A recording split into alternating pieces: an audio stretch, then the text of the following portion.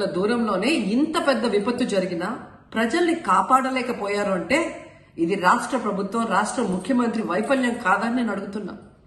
ఈరోజు కరకట్టు మీదున్న అక్రమ కట్టడాల్ని కాపాడటం కోసమే విజయవాడని ప్రజల్ని ముంచేశారు అనటంలో నిజం లేదా అని నేను అడుగుతున్నా.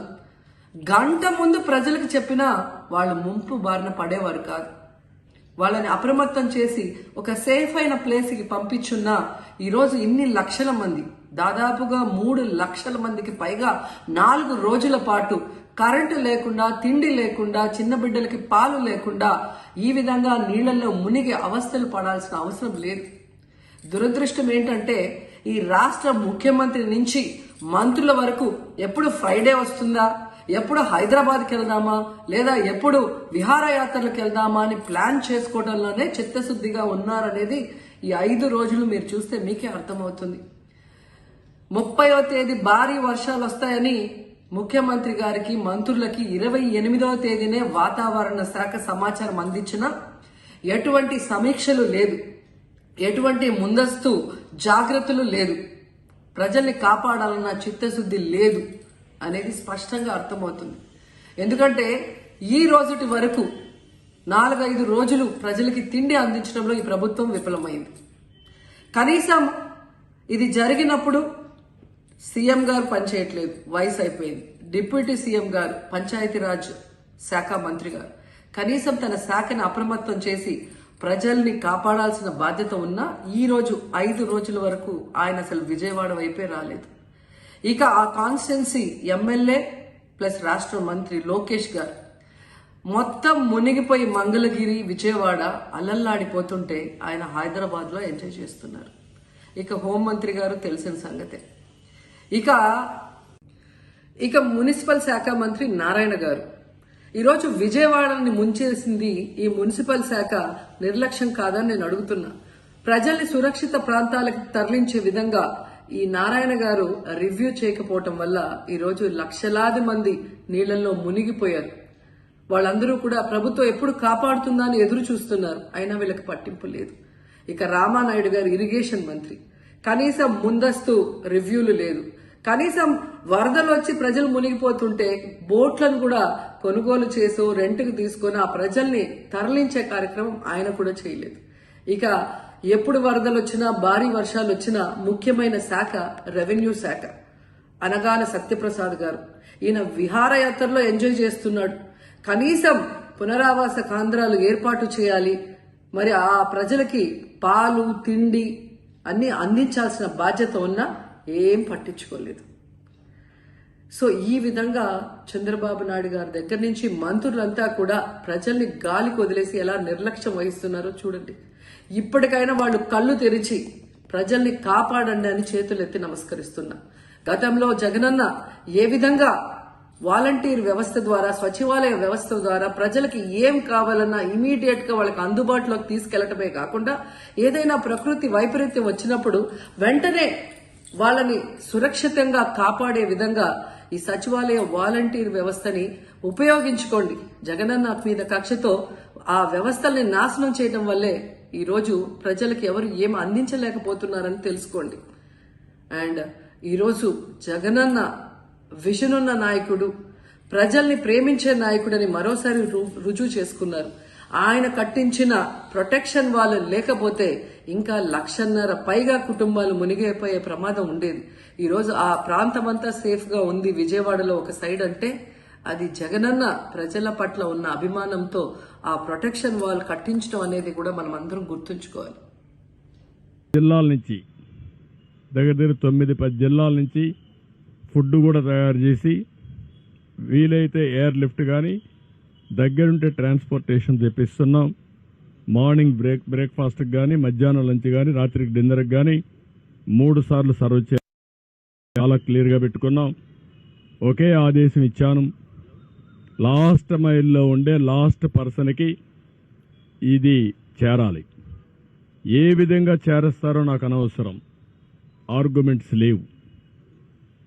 No question of tolerance also. It is an emergency. ఒక ఎమర్జెన్సీ వచ్చినప్పుడు ప్రతి ఒక్క అధికారి కూడా సర్వశక్తులు ఒడ్డి అవసరమైతే మేము చెప్పిన దాంట్లో ఏమైనా డెఫిషియన్సీస్ ఉంటే మీరు కూడా కొంత మెషినరీ పెంచుకోండి.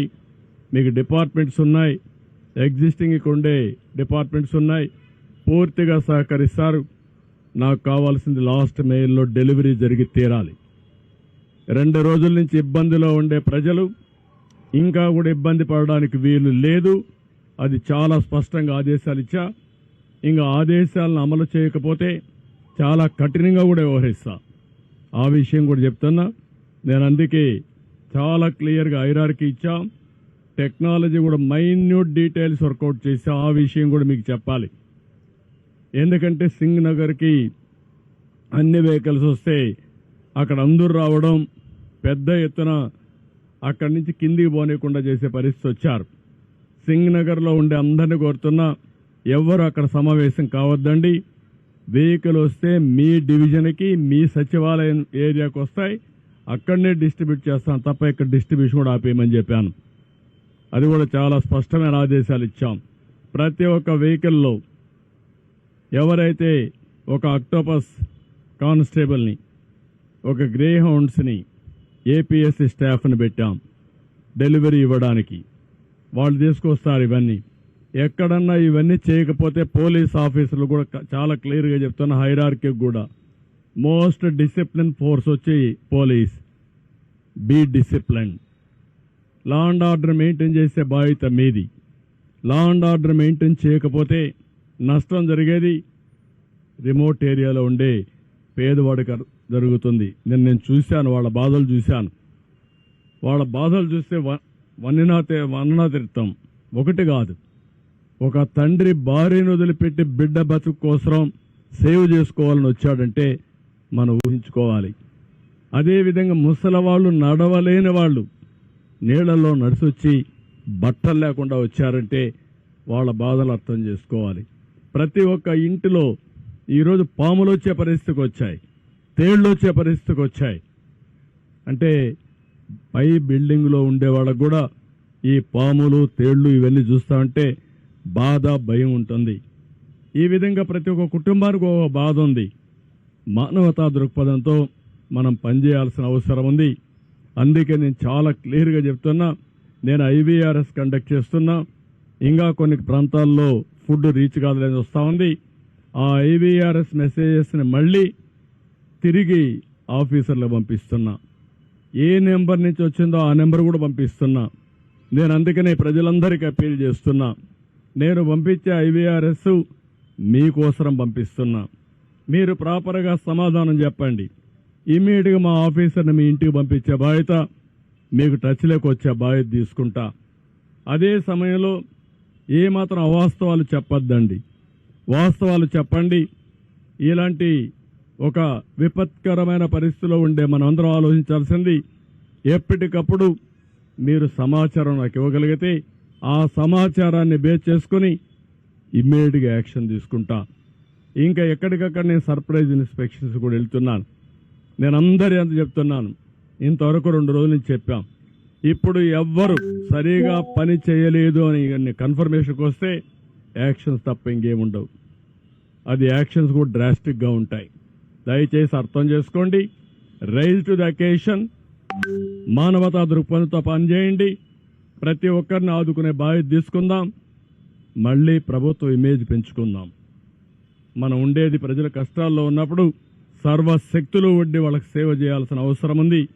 మీనమేషాలు లెక్క చేయడం మాత్రం మంచిది కాదని మరొకసారి విజ్ఞప్తి చేస్తున్నా.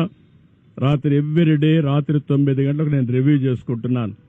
అంతవరకు ఎప్పటికప్పుడు రియల్ టైంలో ఇన్ఫర్మేషన్ పంపిస్తున్నాను కంట్రోల్ రూమ్ నుంచి. ఏదైనా అవసరమైతే ఎక్స్ట్రా ప్రొక్యూర్ చేయడానికి కూడా ఏమీ అనకాడం.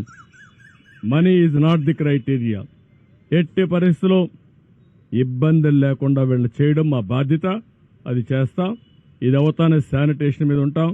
అదేమో రీహాబిలిటేషన్ చేయాలి. ఈ 2-3 రోజుల్లో ఇవన్నీ కంప్లీట్ చేస్తాం. ప్రజలకు కూడా కోరుతున్నాం,